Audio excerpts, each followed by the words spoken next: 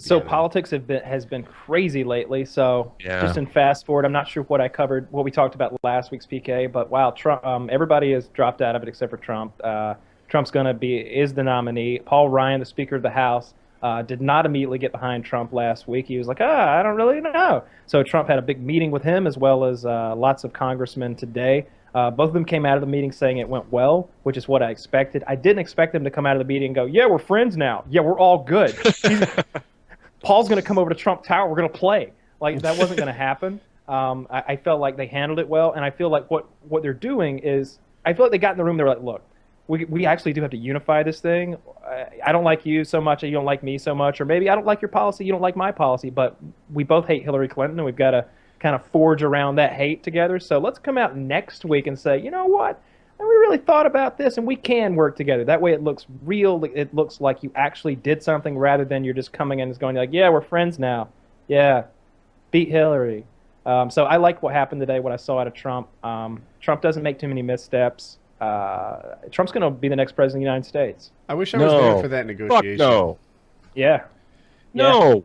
Yeah. I don't know who's next. Yeah. I would gladly spend the next hour going back and forth with yeses and no's. Yeses and no's. Although, I mean, I am speaking 50% from perspective of someone who does not want Trump, and 50% perspective from someone who has seen the polling numbers. Hillary polls higher than Trump in every state that matters in the presidential election. By 1 point? So many months out? In 1 or 2 states, it's 1 point. In the 3 where it matters, Ohio, Florida, and yeah, he's within 2 or 3 points in those 3 battleground states, the purple states.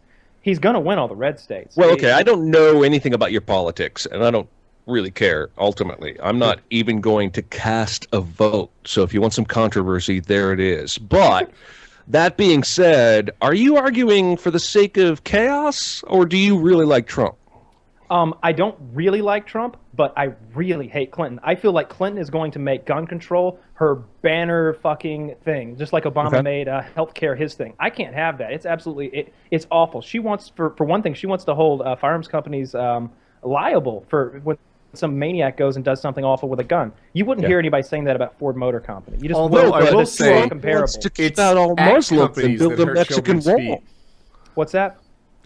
I said it's X companies that hurt children's feet. That's X companies, yeah. Yeah. And I said that Trump wants to keep out all Muslims and build a fucking wall. You know, Obama did that. Aren't they both terrible candidates? Like, no, they're not. Trump is a great candidate. So he didn't say he wants to keep out all Muslims. He said he wanted to put a temporary ban on any Muslims coming to the country until you can verify who and where they're coming from. Which makes a lot of sense to me. I don't want random people coming here. If there's someone who's a good, hardworking person who can, give to our American way of life and be part of it, more power to them. Let's get them over here. It shouldn't just be Muslims, though. It should be everyone who has to do that. It should be anyone. Yeah, sure. Podcast is about to get hardcore, man. And to go back. And I feel like that wall is a great Trump idea. is a better candidate than Hillary, but he's not great. Yeah, I want the wall. Great. Why wouldn't he's you not want a great the wall? candidate, but he's I'm better sorry, than Hillary. Taylor. Kyle, you want the goddamn wall? You need a fishing license to fish in this country, but for some reason you can walk right across the border with no paperwork. Why is there not a wall in Canada then, too? Is that true? Because we don't want to go up there to their maple fucking smelling asses. That's fine. They have it. Canada doesn't.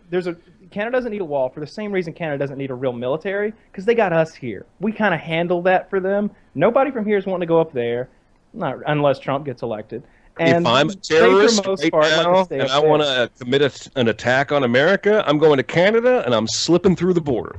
Well, unfortunately, the terrorists work for a group called ISIS and not CinemaSins, and ISIS has said that what they want to do is come through Mexico. So while the CinemaSins apocalypse will probably come through the Northwest Corridor, ISIS is coming from the south. Listen, there are plenty of people who think we are worse than the ISIS terrorists. I agree completely.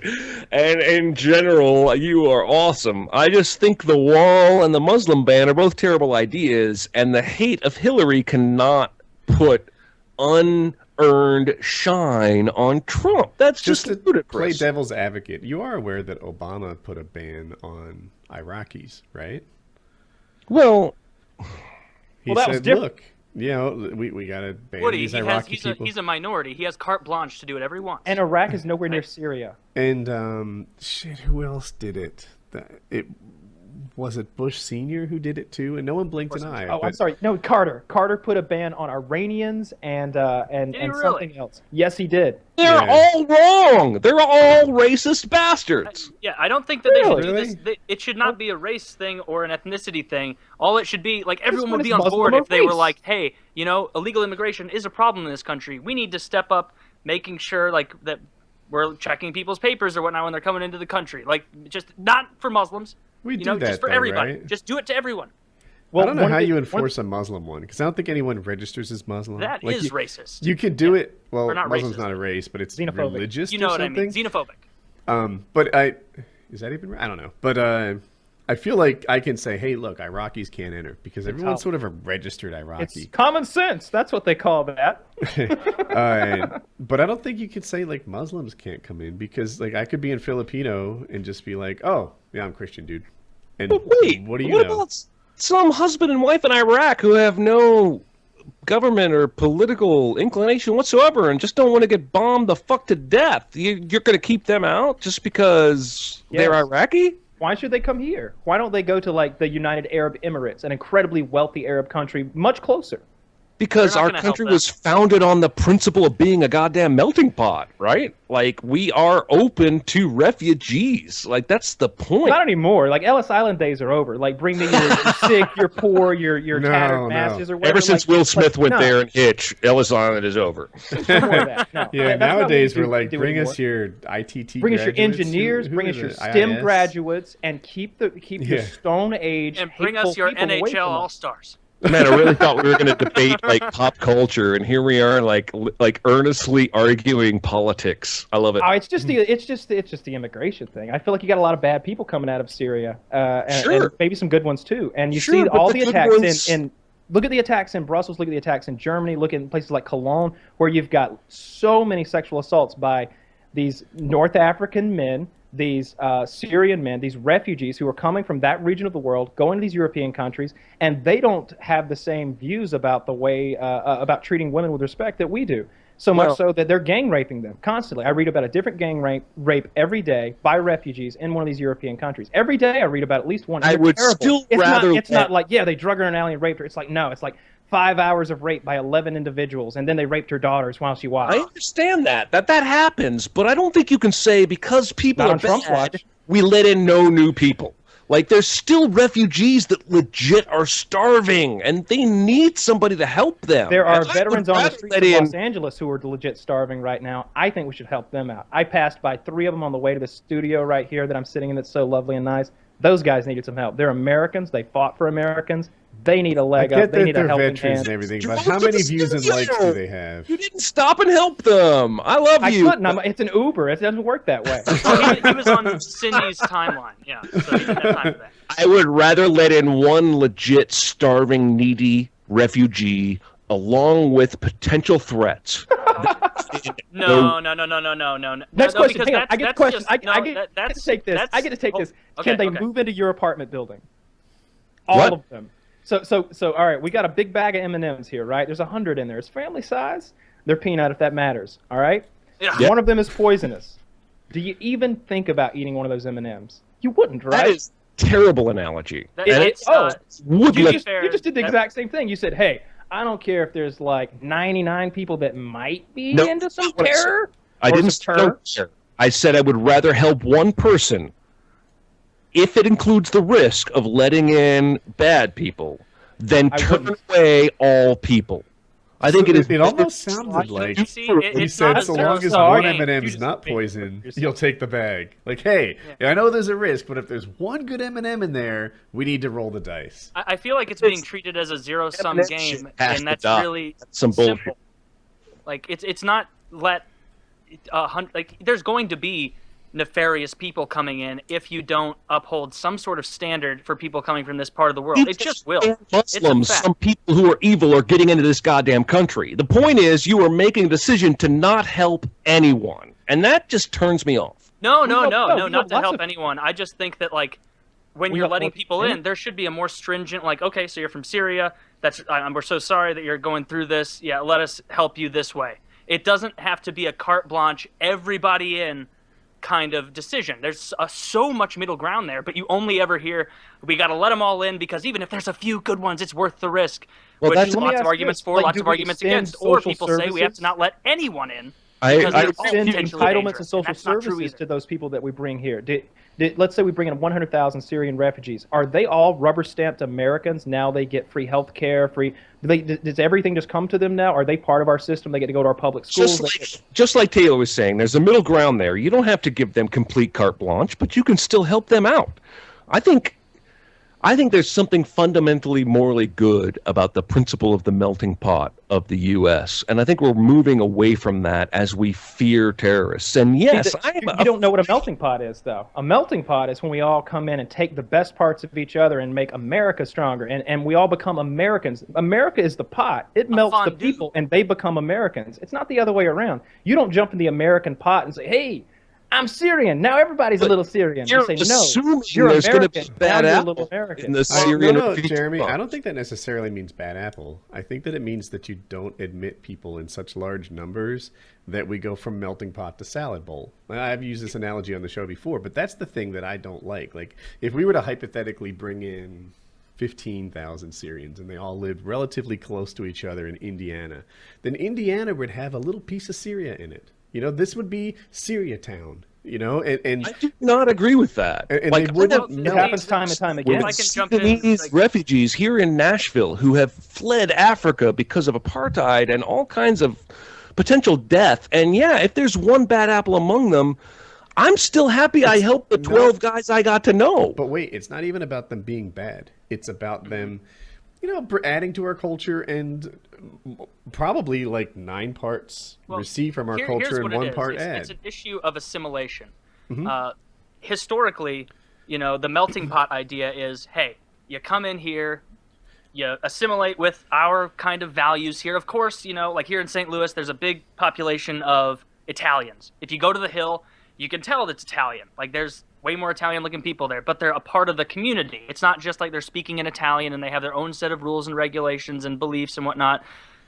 Historically, Muslim groups don't assimilate as well, and they tend to be in their own groups. It's kind of like, we'll use a hockey comparison. Vladimir Tarasenko, if we had another Russian on our team, wouldn't learn to speak English very quickly because they would be speaking Russian to each other in the locker room. The fact that he is forced to assimilate, he's very quickly picking up English, and that's more beneficial because now everybody's communicating more easily. The cultural norms there, it's more shared.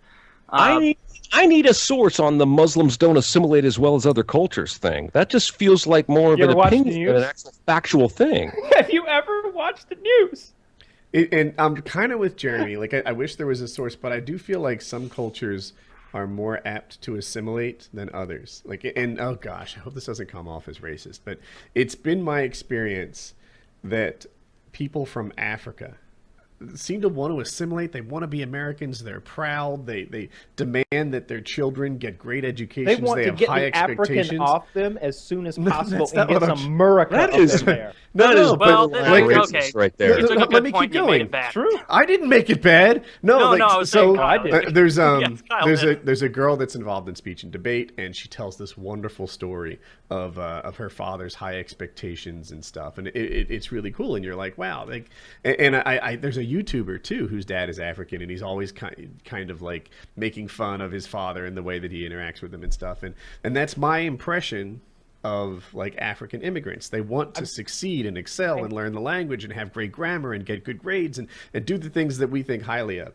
And then there are other cultures where, like, you know, I have a hard time speaking with this. Coming off racist. I was going to say Mexican, right? There's like a brown pride. There's a Mexican flag. There's a, you know, like I want to create a subculture here that is my old culture that I brought to you instead of like, now I want to be American. And what's wrong with that?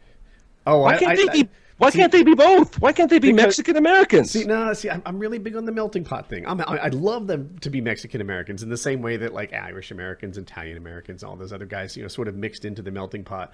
But when they resist learning the language, when they resist like identifying as like American Irish or like first, that hurts my feelings, I guess. I don't know why. I think the country's. better. Oh, just one last thing, like Yugoslavia, right? During my lifetime, they had a big civil war and they broke up into 3 countries, and they all had their own sort of cultural identity, right? Like some of them were Muslim, some of them were Serbian, and some of them were Croatian, right? And they all had these like wars with each other, and it turned out awful. I think that when a nation is stronger, when they have a better set of values and they share the language and they share their value system and that kind of thing. If a culture comes in and says, you know what, we tend to keep our like old school value systems, maybe different thoughts about women that doesn't match up with my thoughts about women. Can I interject with a good example? Go on. I keep reading about how a lot of the immigrants who have come into European countries like Germany have started their own Sharia law little enforcement groups that say they go to a certain they've taken over a certain district of one of the cities I was reading about today on the plane, and they say it's theirs now, and they don't want any non-Syrians coming into that area. They keep beating up women that they find wearing short skirts and stuff. I keep waiting for all the feminists out there to stand up and be like, hey, I don't know about Islam. That's maybe not the best thing for us, because I mean, I'm not an expert about Islam, but I've seen a lot of what Muslim men feel about women. I had a lot of North African friends when I sold cars. There was a Moroccan guy, 2 Nigerians, 2 Somalians. I said Nigeria, and there was another one. And they would tell me awful stories. My Russian friend literally told me about raping women. Okay, like he told me that sort of laughing. I wouldn't say it was rape. It was more like really taking advantage of a very drunk woman. And I was disgusted by that until I spoke to my Moroccan friend. And he explained to me that if you see a good-looking woman, you just walk up to her and take her. Do whatever you want. You grab her breast, like feel her up. And he said, she screams. She say, no, no, no. And you say, you better do what I say or I'll tell your brother you're a whore. And then she'd do what you say. And it's like, well, what the fuck? That's Morocco. That's one of the most forward-facing of the Middle Eastern Arab countries. And that shit goes on in the U.S. military over there all the time. There are rapes constantly. Hold on. We're not talking about that. We're talking about real quick to interject. And I'm trying to be real middle of the road here because I see 2 sides battling at it, but there is a huge difference between a cultural accepted norm, for example, like in Islam, and then not all Muslims practice this, obviously. It's silly that I have to preface this. You know, most people, everybody knows this. But, you know, there's an accepted belief there that, hey, if a woman is raped, you know, you can be killed. You can be executed for being raped. That's horrific. If a woman is raped and she wants to come forward about it, it's the man's word versus the woman's word, and you have to get, like, multiple women to equal up to a man's word. And it's like, it's set up to discriminate against women, to be bad to women. It's not fair. So you shouldn't accept their refugees because the home country is sexist? No, that was an argument to the point. That was an argument to the point of your. Maybe they're escaping that bullshit. Maybe they're trying to avoid being raped by moving to America. God damn! Well, wait, what if any single women? We could take them in. When it does happen, hold on, real quick. Let me get in. So I was talking about the comparison you made to the U.S. military. I'm saying that there's a difference between it being tacitly accepted in certain areas, and if it does happen in the U.S. military, it does, it's seen as a bad thing. Nobody looks at that and goes, well, you know, rape in this situation. Let's look at all the angles. It's like, no, that's disgusting and evil. Like no one is making excuse, or no one with any repute is making excuses for those people. Is my point. That I was just talking about the comparison. I agree. I'm saying my point is just because they legalize it and we do it illegally doesn't make us any different. It does. It does. It does absolutely. It means that for them, it's going to be much more common if it's legal, and there are areas specifically built into the law to allow you to get away with it. And their religion supports it more than in every single Muslim country, or are we just talking about specific Muslim countries? Let's go with 90%. I feel like that's a fair number. 90%. We're going to research this after to find out if that math is accurate. I feel like Painkiller Already statistics. They're widely regarded. 90% of Muslim countries are okay with rape. Oh, yeah. So, Jeremy, here's the thing. Rape of a woman. Let me jump in. I've been waiting my turn. Correctly in their eyes, I guarantee it. I guarantee that if you poll 90% of these countries, you'll get more men will say than don't say that if a woman is dressing is scantily clad, she's out by herself, it's dark, then yeah, it's perfectly okay to assault her. I mean, I really don't think any of us are qualified to talk about this bullshit. Oh, that doesn't stop us. You guys are making some pretty No, that doesn't stop us at all. That doesn't even slow us down, Jeremy. We do. So I have my qualifications speak for themselves. I've got somebody in my extended circle who is Muslim, and he is very homophobic. Right, and he's like, it's not that I'm scared of them. I just I would never want them to be like hitting on me, like one dude of millions, right? Anecdotal, I'll grant you. I don't know any, but I know lots of homophobic Christians too, but they're not all homophobic. I hear you, but yes, but they don't normally start. Look, the Christians have had look. I'm not a Christian. I'll say that. I think that you're looking at an inherently different situation, though, if you compare the Quran to even just the Old Testament. If you do like a keyword search, you'll just find a lot more violence and a lot more. Hey, if they do this, cut their head off. If they do that, cut their head off in the Quran than you will in the Bible. But there is that in the Bible as well. But it's just a matter of what groups are still. But are we judging modern religions on what, hundreds? You think modern Islam is a modern religion, though? It seems pretty old school to me. Well, I'm just saying, if you're going to judge Islam this way, you need to judge Christianity this way. Christianity is a terrible thing. We should outlaw that, too. We shouldn't be allowing any more Christians to come into this country either. Keep them out too. Well, okay. Now you have completely. I was 5 minutes away from just saying I loved you guys. You're all awesome, and killing this podcast. And now I'm going to shake your hand because you're not wrong there. I just wish you'd said that earlier, so we hadn't argued for 30 minutes. There's lots of groups I don't like. You're going to find that out about me. I'm more in favor of a keep everyone out of America ban than I am a keep Muslims out of America ban. Yes. Look. The way I feel about that is honestly this. I feel like America is the best team in the NFL, right? I feel like that's what we do. We are. Someone tell me who the best team is if it's not us. Who's best at fucking playing football? I'm not talking about football. I'm metaphorically speaking. The world is the NFL. We're the best. We're the best of the best. You tell me who's better. Tell me whose defense or offense is better than us. Whose special teams is better. Somebody's going to say China, but carry on. Don't even get started. Oh, they just got a big roster. That's all. They have a very deep roster. Yeah. Look, a lot of depth on the Team only China. people we should be bringing in here, we should treat this country like it's an NFL team. Don't be bringing in a bunch of 5th, 6th round draft picks. You bring me fucking. We got the best. We should have the best picks. We should be able to make the best trade deals. Get those guys who excel at STEM. I agree in principle. Yeah. It's just that I'm related to people who are scrubs that would never be led onto the team. And I can't. Look, I am too. We all are. The world needs ditch diggers too. The world needs ditch diggers too. And there's nothing wrong with a menial labor job, a physical job. There are so many people working white collar jobs that hate it day in and day off, and day in and day out, and literally blow their brains out, literally commit suicide because they hate their jobs so much. And then there's some cowboy out there busting his ass with calluses on his hands, goes to sleep every night like a baby because he loves what he's doing. There's nothing wrong with that. But I don't want any Syrian cattle farmers. We got enough cowboys over here as it is. We don't need any Syrian cowboys riding their camels and raping our women. I will make no comment on that whatsoever. That's the best. So it is time for an ad read. I